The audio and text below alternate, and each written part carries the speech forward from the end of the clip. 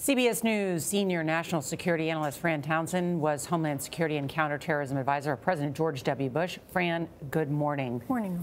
A couple of important questions here. According to his alleged manifesto, he'd been planning this for years. He was practicing at a gun range. Right. How was he not on law enforcement's or intelligence radar? Well, you know, if he doesn't have a prior criminal history or no one has tipped law enforcement, it's sort of the needle in the haystack problem.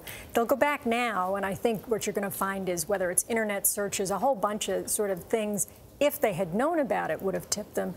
But the problem is, again, unless there's an informant or a criminal history or some sort of call to law enforcement's attention, it's possible he was planning it and they wouldn't have known. And he clearly wanted to be seen and noticed around the world, which is why he live streamed the massacre.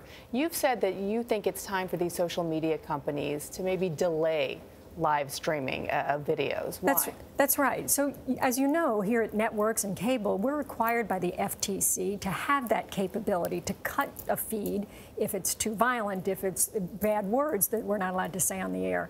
And the social media companies got a legislative exemption from that. And I think it's time, if they can't delay it, then either they shouldn't provide the feed or they ought to have the capability to delay it. Do you think it's feasible for Congress to act on it? I do think so, and I think they ought to consider it. The notion that any portion of this 17 minutes, and they've done a real job at taking it down, but as we all know, once it's out there on the internet, it's almost impossible it lives to forever. Even though there's appeals, please don't show it, please don't show it. There's always somebody that will show it.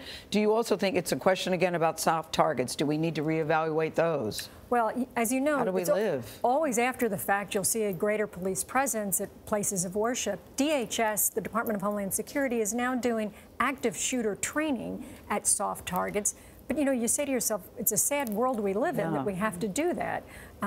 But I think we have to be conscious. These attacks are on the rise. We know that. I want to turn to a different subject. This was covered on 60 Minutes last night. This mysterious illness that has been affecting some of our diplomats abroad. Specifically, American officials spoke for the first time about some what they call brain damage while they were in China. And Robin Garfield, who's a trade officer, told this to Scott Pelley last night. Let's take a listen.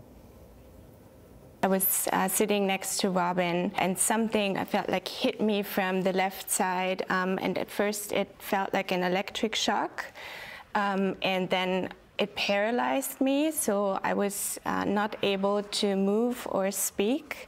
It hit you so hard you felt like you were in danger in the room. Yes.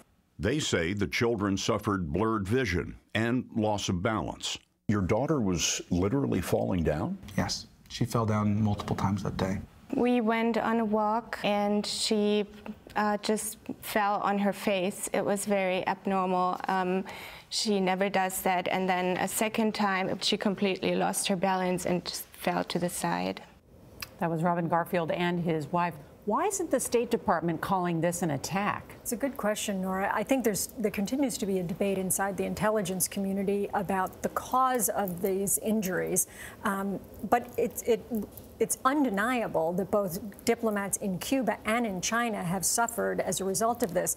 Look, we don't know what's being said behind the scenes. Oftentimes, diplomatically, these issues will be raised, and certainly in the case of Cuba, there's been a chilling of relations over it. Yeah, they talk about a microwave system, that I want people to be clear about what's happening, because I watched it last night thinking this is so frightening. So they put out microwaves in your apartment, they were saying, that affects your brain, gives you serious brain injury and all sorts of different ailments.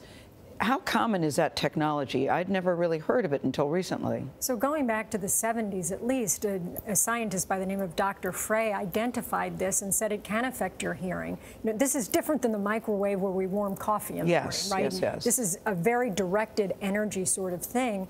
But we knew back in the 70s, not only did the United States understand what this was, the Russians did as well. We suspect the Chinese have the capability, and other of our allies in Europe. So it's not an uncommon capability, but it can have the effects that are being described. Do you think the State Department's doing enough about it?